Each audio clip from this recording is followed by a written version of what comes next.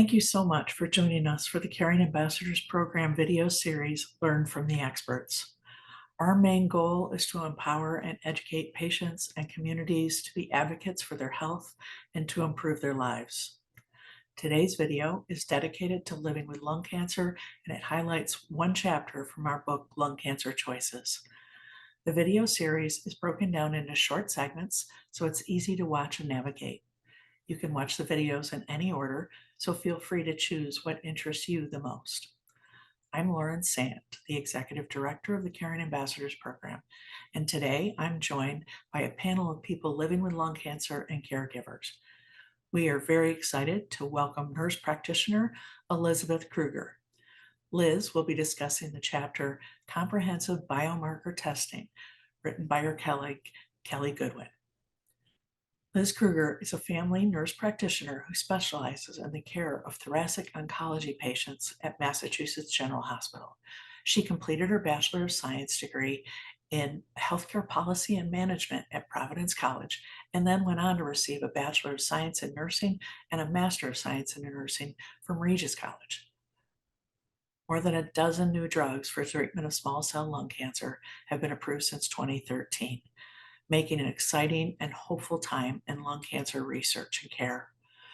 With improved biomarker testing techniques, an expanding list of molecular targets, and more approved emerging therapies, comprehensive biomarker testing is an essential part of the evaluation and management of all patients diagnosed with non-small cell lung cancer. In this video, Liz will answer patient questions about biomarkers and the importance for advocating for comprehensive testing. We hope that this video will provide helpful insights and information for patients and caregivers dealing with lung cancer. If you're interested in learning more about the Caring Ambassadors Program and our mission to help lung cancer patients, please watch the video series and share this information with anyone who might find it useful. Together, we can make a difference in those lives affected by lung cancer. Thank you. Welcome, Liz. Hi, Liz. Good morning. How do I know what I was tested for? And also, who do I contact if I have questions on the lab or test report? Great question, Chris. The first question, the first part, how do you know what you were tested for? I think the discussion should begin with your medical oncologist to review whatever molecular testing was done. If I were a patient, I would ask, did I have comprehensive testing that was done, or were single gene probes tested? As a patient, you would hope that you had comprehensive testing that would explore a variety of genetic alterations, potential alterations in the tumors that could open doors to therapies. Single gene testing, when they specifically look for, say, an EGFR mutation or ALK, that can exhaust a lot of tissue after one has had a biopsy. So in order to preserve specimens and to get the most, bang for your buck, a comprehensive test would be the best option. And then discussing that test with your medical oncologist. If he or she is unable to answer questions that you have, then they often collaborate with molecular pathology. Some of the reports can be really difficult to interpret, and depending on what tests were run and how they're reported, whether they spell out that it's an EGFR, ALK, or KRAS, or do they just give the specific gene changes or the address on the genome, that can be really overwhelming and complex to look at. So yes, I would start with your medical oncologist, and then you should also feel empowered to ask for that information. The 21st Century Cures Act ensures that patients should have seamless access to their medical information and exchange of health information. So you should feel comfortable asking to have that in hand. And if you don't feel that your questions have been answered fully, if you have the means, I always recommend getting a second opinion at an academic medical center that specializes in lung cancer to answer any outstanding questions that you might have. Okay, thank you.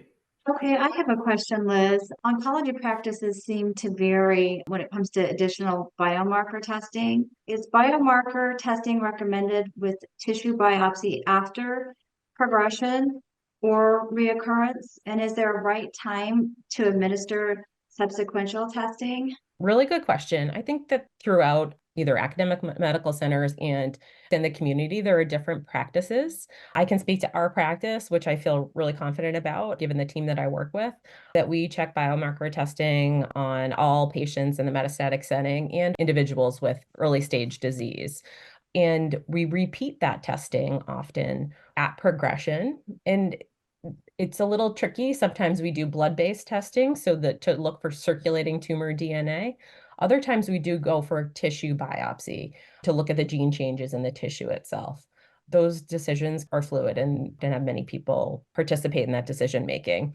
So if, for example, a person had scans that demonstrated very significant changes in their disease burden, like there had been very significant growth, we might opt to do tissue-based testing in that scenario. Because with tissue-based testing, we're also looking at the makeup of the tumor itself and the pathology. On some occasions, the pathology of the tumor can change from, say, a non-small cell lung cancer to a small cell lung cancer. So we always want to make sure we know and what the path is if we see significant changes.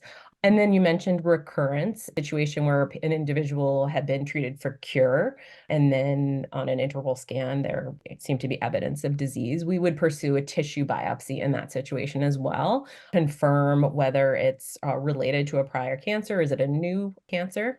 And then often the biomarkers can be compared from diagnosis to any recurrent disease.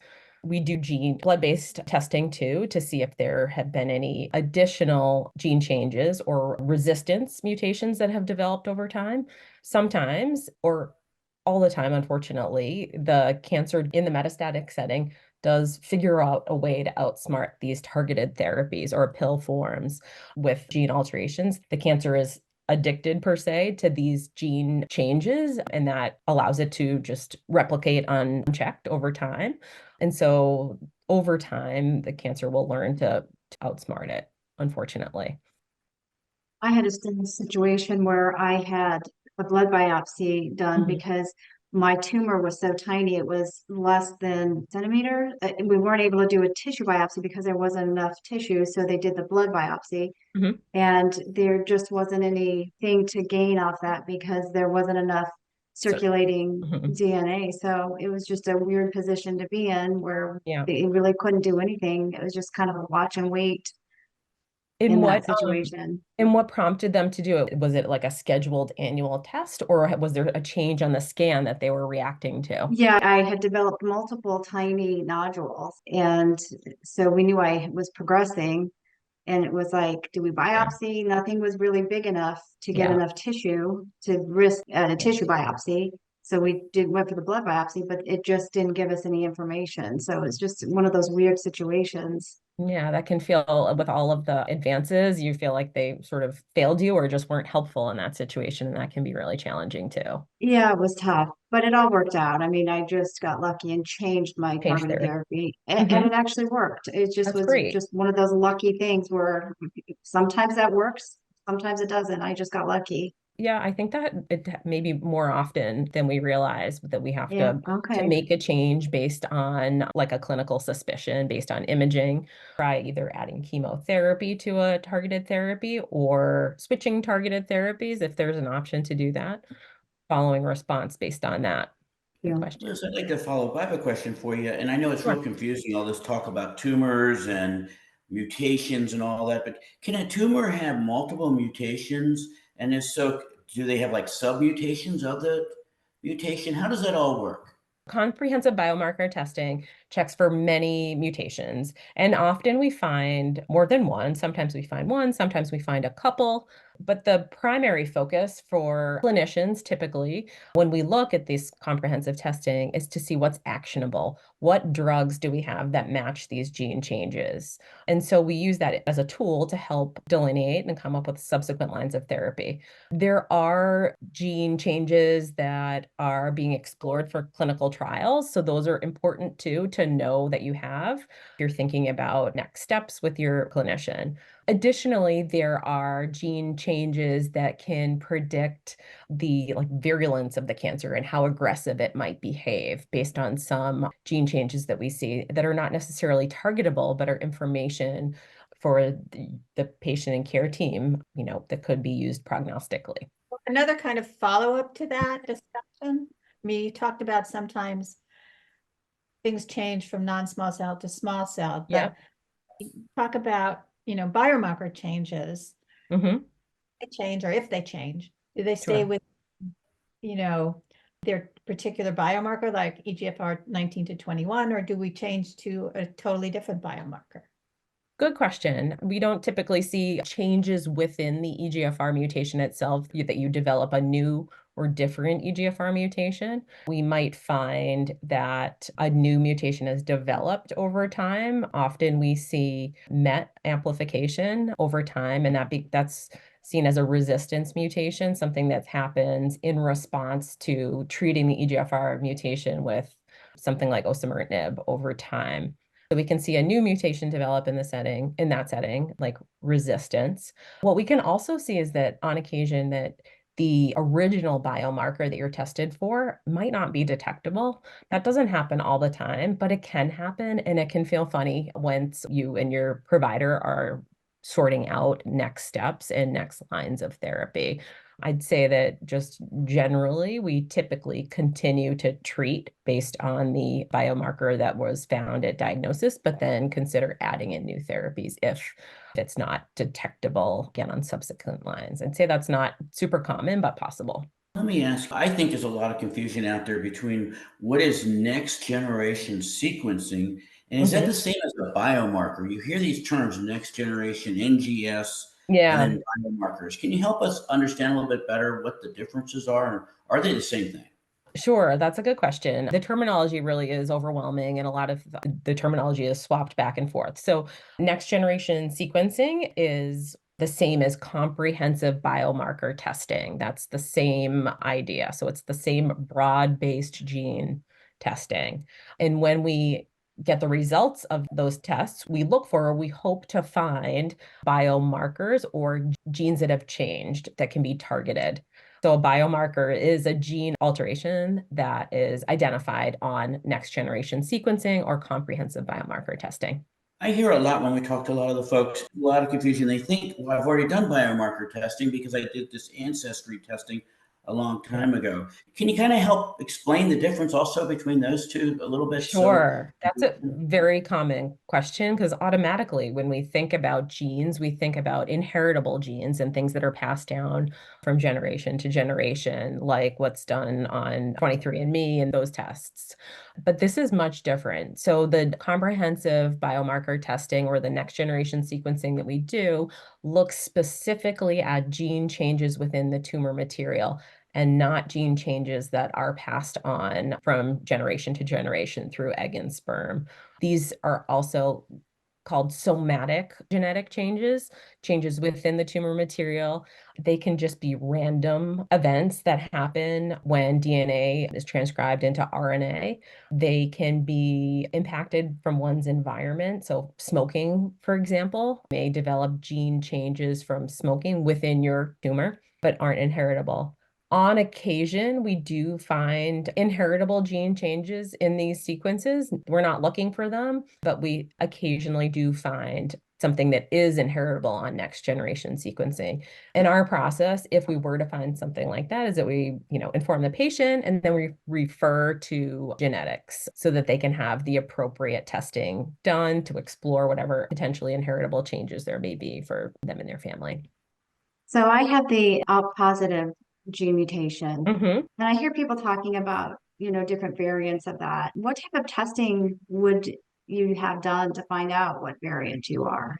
So next generation sequencing should give you that information. Comprehensive biomarker testing should give that information. There are even broader based panels that you could discuss with your medical oncologist, but typically the standard comprehensive tests should show those things. The single tests that are sometimes run, I don't think would give you all that detailed information. They test specifically for ALK, they test specifically for EGFR or other, PD-L1, things like that, but more of the broad-based testing should. Is PD-L1 mutation of protein, and are there any commonalities in people with just a PD-L1 expression and not anything else? Sure. Great question. PD-L1 is a protein that's on the surface of some cancer cells, and it works to trick the body's immune system. So the immune system is what fights viruses, fights infections, and basically is what the body uses to remove anything that's foreign and doesn't belong. PD-L1 evades the body's immune system, and so that it's able to replicate unchecked by the immune system. We use immune checkpoint inhibitors or immunotherapy to essentially take the brakes off of the body's immune system to heighten it so that it is able to recognize the changes in PD-L1 and remove them. As you know, based on what you described in your introduction, it's a delicate balance, and we have to be careful not to cause too much inflammation in the body. So PD-L1, these immunotherapies are wonderful, but occasionally there are a wide variety of potential side effects, and we never really know exactly when we might overstimulate the body's immune system, causing autoimmune conditions or inflammation within the body. Should PD-L1 mutate into like one of the ALK positives or EGFRs or anything like that? Or does it stay PD-L1? So it's different. It's on the surface of the cancer cell. It's a protein on the surface of the cancer cell. And we don't typically see other targeted mutations develop over time, but it would still be worth repeating. And I know within the clinical trial space, they're doing a lot of research on novel immunotherapies that can be used in that setting too. Oh, that's good, because my doctor said the next time they start to grow, Mhm. because they've sat there for like 2.5 years not doing anything, that I would have to look at a breast cancer trial because I also have the breast cancer gene, which they found out when they found the lung cancer problem. So he was saying you have to go on a breast cancer trial, and I'm like, oh, but if they have new approaches, thank you. That's giving me a lot of Yeah, I think that, there's definitely lots of other options. There are trials and all with varying criteria, but I think it's great news that you have other options that can be considered down the line. And, we're always cautiously hopeful when people have a significant response to immunotherapy and have a side effect, because often that activates the immune system for sometimes we don't know how long, but for many years, even though you're not receiving the treatment actively. he's, instead of looking at 5 years now, he's looking at 10 years. He said the worse side effects you have, the longer you tend to live. Sometimes that's true. I know. Rashes all over, my mouth was covered. Oh, I'm not ever going to die then. It'll be. if there's an upside to all of that, those side effects you've endured, then I think that's a positive you should hold on to. Well, they're gone now, so I'm good. Yeah. So are there any commonalities in people with just a PD-L1, like weight or age or work environment, something? There's never a hard, fast rule. We can see it in individuals that have tobacco exposure, but not always. I would say is one of the biggest things, but it's also seen with other gene changes in the tumor, other genetic alterations. So it could be seen with ALK, it could be seen with EGFR. It is often seen with KRAS too. Yeah, I got nothing. No. All right. But all that to say is that's why we need to do comprehensive biomarker testing, is because there's no one size fits all for each person. We are often surprised by things that we find in patients. So we would never want to just test for certain biomarkers based upon an individual's race or their smoking exposure, et cetera. I never smoked, but my mom did. She passed. She was up to 3 packs a day, taking care of her. So it's the closest I came to smoking. And sometimes, unfortunately, we just don't know. That's right. Never do. Which is not satisfying. Got me out of work. Yeah. Yes, so speaking of PD-L1, this might be a difficult question to answer because I know there's a lot of variables that come into play. If you run out of options with targeted therapies, but your PD-L1 is high, is immunotherapy ever an option, or is it too dangerous? I think that's a good question. So I can tell you anecdotally and through some of our research is unfortunately when we see PD-L1 coupled with ALK or EGFR, it doesn't typically confer a good response to PD-L1 inhibitors, regardless of like PD-L1 level. That being said, I think it would be a discussion with your provider if they would, try it to see if there were not other options. In the lung cancer space, from my experience, we do not, looking at NCCN guidelines, we do not combine immunotherapy with targeted therapy because it really increases the risks of adverse events. So it would need to be like a TKI would be stopped or targeted therapy would stop, and then immunotherapy could be considered. How long do they stop it? Because I heard that the targeted therapy can remain in your system for a while. I'm not sure. I think that would have to be a discussion. So as Chris knows, in KRAS setting, we do use so it's sort of reversed to first line for metastatic KRAS positive non-small cell lung cancer is chemo immunotherapy. And then in the second line setting, we can consider adding a targeted therapy, something called sotorasib or adagrasib. And so occasionally we see some toxicity given the prior immunotherapy, but I'd say overall it's pretty well tolerated in that sort of reversed picture. Hi, Liz. I hear a lot when I'm in a different settings, talking to different doctors and all that. And I kind of wanted to help everyone understand what is the difference between a small molecule drug and a monoclonal antibody. Sure.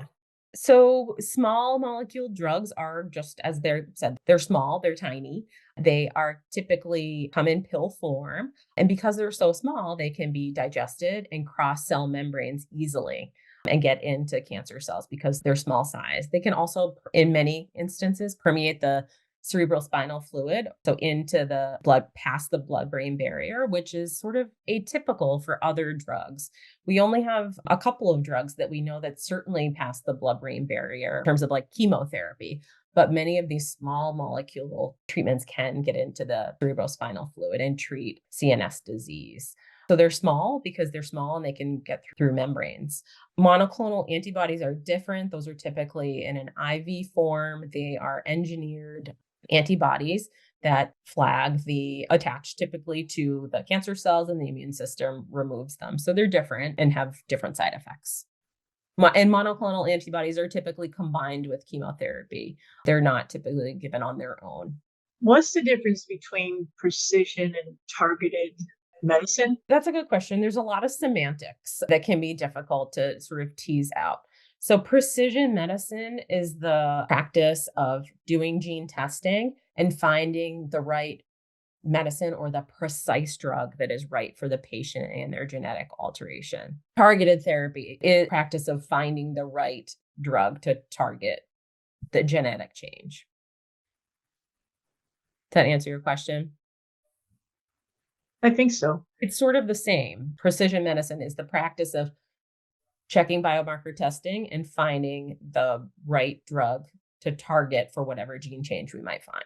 Are pills part of the targeted therapy, or is it IV drugs? Great question. So targeted therapy is typically, I'd say for the most part, an oral therapy of small molecule drugs that are absorbed through the GI tract and able to pass into the cancer and get the cancer cells in that way. There are a couple of IV targeted therapies that can be used in certain situations. There's one approved for specific EGFR mutation. They're a little bit different. And so just sort of to touch on that, just because it's a pill doesn't mean that it's less toxic than an IV therapy. These are still really potent drugs that work really well, but they do have side effects that need to be monitored really closely. And typically when we start them, we check labs every 2 weeks for the first 6 to 8 weeks and see patients frequently because there are certainly many side effects that can pop up short term or over time that can be just as significant as those medications that are delivered through an IV. I was just wondering, is it more like a chemo pill? What? Good question. It's not chemotherapy. It's sort of its own bucket of treatment. So you sort of think of chemo as one group, and chemo goes after cells that divide rapidly. There's immunotherapy in another group that uses the body's immune system. And then there's targeted therapies that focus on gene changes and either blocking or inhibiting cell growth by connecting to certain proteins. So it's different. We talked a lot about the biomarkers. One of the things that we run into a lot is with the co-mutations. And I think there's a lot of questions around how does that impact my treatment? If you have multiple mutations going on, how do you typically look at determining what to treat if you have two different things? Well, I think that it depends if they're targetable too. Are they targetable gene changes, right? Do we have a drug that we know is effective in treating whatever gene change you have? I can say that we really do not see like ALK with EGFR, like that we would have to make a decision between those two. So it's very uncommon to have two targetable gene changes that could be targeted with a small molecule drug, unless over time another develops. And that the most common one that can be develop over time is MET that we can see. But I was asking because, like, I know in the G12C drugs, we're Yeah. seeing those mutate to other types of variants. And my Sure. question was, some people are saying, should I still take the G12C drug along while attacking the different variant? Is there With what? With mutation? chemotherapy, knowing these gene changes is important for you and for your clinician. You can go on to clinicaltrials.gov to explore what potential clinical trials are available to you based on whatever gene changes you might have, or reaching out to academic medical center for a second opinion with any significant turning points in your care so that you know what may be available locally, but then you can also know like what other options there may be for you now or in the future based on what was seen. But to touch upon some of those co-mutations, I think that's mostly being explored in the clinical trial space right now. Follow up. In your experience, what are the most common side effects of a targeted therapy? Because it sounds scary in some cases, a targeted therapy, they're giving me this powerful pill. What do Sure. you see in most cases that people should be on the lookout for? That's a good question. So there are class effects typically that we see with each different grouping of targeted therapies. We'll start with EGFR. If you have an EGFR mutation, I'd say typically we see diarrhea, we can see rash, oral irritation, irritation to the fingernail bed. So that's EGFR. That's sort of a class effective EGFR inhibitors. ALK, we can see edema or swelling, can sometimes see muscle markers increase. And then depending on the drug, we have to follow cholesterol levels. And then if we think about KRAS, we think about myalgias, which are like muscle aches or pains, and diarrhea can often happen. So those are class effects. Across the board, we're always cognizant of something called pneumonitis, or patients can develop inflammation in the lungs. So if you had new shortness of breath, new cough, that's something that we're really in tune to. And that can occur across the board with tyrosine kinase inhibitors or drugs used for lung cancer, but to varying degrees depending on the drug and the disease. So I'd say that you can identify side effects by class or mutational markers. And then the other thing is we're on the third generations of some of these medications within each mutation. And the drugs are getting better over time and they're getting easier to tolerate and the side effect profiles are improving. So the tolerability is improved over time. And I just hope that continues as they become more efficacious. Thank you very much. I think that's real helpful to make people so they're not afraid to try Yeah. these different things. I think the biggest thing that I would say to my patients is if something's bothering you, you report it to us. And it's our job as your care team to figure out if whether or not it's pertinent, whether or not it needs to be explored. We always want to know what's going on at home with you and how you're feeling. You're never bothering us, and we are here for you to make this as easy as possible. And I'm one of the lucky ones. I mean, I've been on osimertinib for 4 years and I've never. Really, it's amazing. So, I mean, I think it's important to tell people that too. That's very true. It can be very tolerable. And of course, given lung cancer, we never lose our hair. Mhm. But I had another question too, from two perspectives, like how can we ensure that every patient, that would be with an E, gets access to biomarker testing? And how can we make sure that insurance companies cover biomarker testing? Or or is it now become routine? So it is recommended. So it's part of NCCN guidelines that all patients, especially in the metastatic setting, have comprehensive biomarker testing. So that is a class 1 recommendation. In terms of coverage, it is typically covered at diagnosis and with any significant changes, but we never know what the out-of-pocket cost will be for a patient, unfortunately. As a clinician, it's important for us to make a recommendation in what we think is the best for the patient and their outcomes. And then we can explore how to support them financially, sort of in parallel, but we never want to make a decision about a patient's care without being clouded by insurance. We just want to make sure this is our standard recommendation. This is what we think is best for you, and then we can help to work through some of that. I can say that our molecular pathology team is very helpful in working with insurance. Often when there are representatives that work with some of the circulating tumor DNA companies that help to work with insurance, and often they'll say they can ensure that out-of-pocket max is like X amount if it weren't covered by insurance. So I think there are ways to bring costs down too, if that's a consideration. And then how do we ensure that it is available to everybody? I think that's a really good question, particularly if you're being seen in the community and a community physician may be treating multiple different types of cancer. How do they possibly keep up with recommendations? I know that there are companies that are working on this, one called Precision Medicine, where they're working on an algorithm that can be used for physicians to help sort out when and what to order. But how do we mandate that? I think that's a really good question that probably needs to continue to be explored. So follow up to that, how often will insurance pay for biomarker testing? I mean, some people only last like 4 months, 7 months, maybe on their targeted therapy before they have progression. Yeah. And then say if they're on Medicare or Medicaid, how are they with paying for biomarker testing? Like if you have to have, or if you're progressing often. It unfortunately varies insurance to insurance, but typically that it is covered at baseline and then with any progression or significant progression, typically. Okay. So, but I think that could also be explored with the institution's patient financial services department too, before making any decisions about what to pursue. Okay.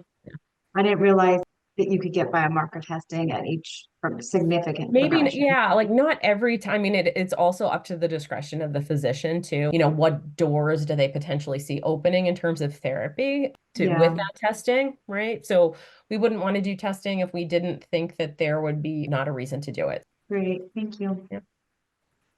As a follow-up to that too, Yeah. acquiring resistance to a particular therapy you're on is really scary. Yeah, So, it is. I mean, how is a person to know, what the next line of therapy is, or if they're getting the best next line of therapy, particularly, you mentioned, particularly if they're in a rural or, a community hospice setting that is not academic. It is scary because those drugs are your lifeline, and having to think forward and about them potentially not working as well as they did initially can be really frightening. But I think that knowing that there are more options and that you could, if, it's easy to say, go to an academic medical center for a second opinion. That's not possible for everybody. But if it is, going at a time when you've had significant progression or just an informational visit to know, could you hypothetically lay out next lines of therapy for me so I know what my options might be moving forward, knowing that genetic testing might change some of those options or new clinical trials would be opened. There are certainly new therapies, and then we combine therapies.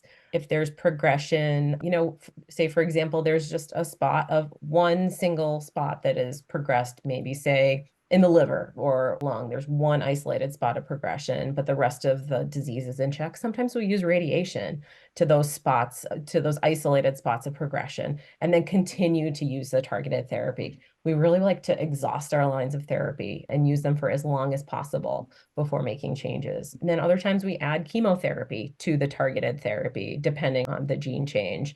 And then there are subsequent lines of chemotherapy. We often keep the targeted therapy on if we can, if it's tolerated, particularly in situations where patients have CNS disease or disease in the brain, because we know that those drugs can typically really protect those areas. If a person is diagnosed early stage with lung cancer, like say stage 1 or stage 2, and they have a genetic mutation, do you think the standard of care will be to go on a targeted therapy for a couple of years after they have curative therapy? I think that's a really good question, and that a lot of that is being explored now in the clinical trial space. So for EGFR, for example, there's a study called ADORA that has shown to improve progression-free survival. So post-surgically, patients went on osimertinib versus a placebo for 3 years after curative therapy, which was the surgery. So they said, do we tack this on at the end because we know there's a gene change and the outcomes are positive? I know that they're continuing to explore this in other gene changes. Many of these drugs, these oral cancer therapies, the TKIs, were developed for use in the metastatic setting, right? So that was their primary, that's when they were developed, they were for metastatic disease. And now we're managing that really well with these drugs. But knowing these gene changes, how do we incorporate that into patients that we know we can cure too? And so that's how they're starting to incorporate some of the other TKIs into the curative setting. It'll be so exciting to see down the road what happens. I know I someone know. with stage 2 who's doing a TKI for Mhm. a couple of years. So, I mean, Yeah, it'll be so exciting to see if, 10 years from now. I agree. A lot of exciting work is being done in lung cancer right now, and a lot of reason to have hope. I hope this isn't too convoluted. Given there are generalities associated with different mutations, are they looking for something very specific? For example, ROS1 is more common in Asian women. Is there something like, could they test early, or is there something, are they looking at things they can do to counteract that mutation from actually happening in these Asian women, for instance, Mhm. or met with older female non-smokers? Yeah. Is there something specific found that turns the mutation on, or do you think they'll ever get that specific? I don't think that we would get that specific because although we can see, that MET is comprised of older non-smoking women, we see it across histologies, we see it across genders, we see it across smoking history. So it would do a disservice, I think, to pigeonhole people into certain groups and focus on that. So I think we need to follow more broadly. I guess the thing I'm getting at is that because of my age, I was 51 or 52 or something like that, and I never smoked, Mm-hmm. had clean x-rays. I could never get a CAT scan. My lungs were perfectly clear because my cancer was under my sternum. It was Yeah. wrapped around my aorta and pulmonary artery Mhm. veins. So that's part of the reason they went so long, 2 years, before they even looked for it, till it on my vocal cord and stopped me from talking. You think they'll ever get to the point where they'll say, okay, let's get it, you fit some criteria, I maybe. see. For example, would they broaden the criteria they use currently for screening chest CAT scans or something like that? Right now, you need to have X amount of smoking history in order to qualify for it. So I think the answer is maybe, and I don't know, but I hope that we're able to catch this disease earlier. I had 2 years of coughing, 24/7 coughing, and a runny nose the whole time. I worked as a travel nurse, so I was in many different ERs and many different allergists. For each area I went to, I'd have to get a new one. And even my own ER, I went to in November, and I was coughing. I couldn't talk, short of breath, because I was getting really worse by then.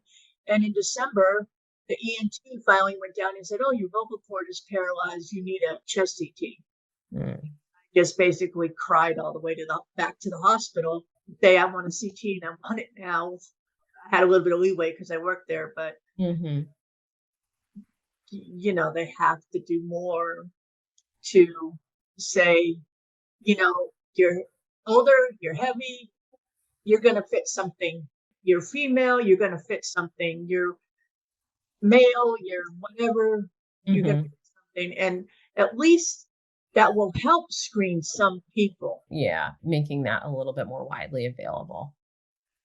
Need to say, "Oh, I got this lady, she's coughing, she's of this background, maybe we should check," like they do for heart and cholesterol and stuff. Mm-hmm. Yeah, just broaden those screening requirements. I know that they're working on it, and I know that they're working on screenings like blood-based screenings for cancer too. Even within the lung cancer space, some of our team has been doing that. So I think there's a lot of work being done. The hope is that they're actually going to be using AI to help determine how to stratify risk for individuals too. So I'm hopeful that question will be answered at some point in the future, and I know they're working on it. Thank you. Actually, I'm working with our local hospital that has an early screening initiative. Oh, it great. Includes, people who don't fit the profile for testing. They've identified, I think it was up to over 500 last year, which they could cure. It's pretty cool.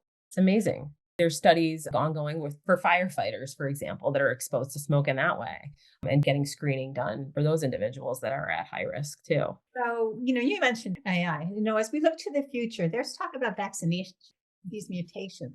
I mean, it would be so cool to get a vaccination. It would be wonderful. I know that they're doing work. The immune system has proven, particularly in lung cancer, to be an incredible tool in treating individuals. So it's definitely on the horizon and in the clinical trial space. And I'm hopeful that those will be effective and safe for patients.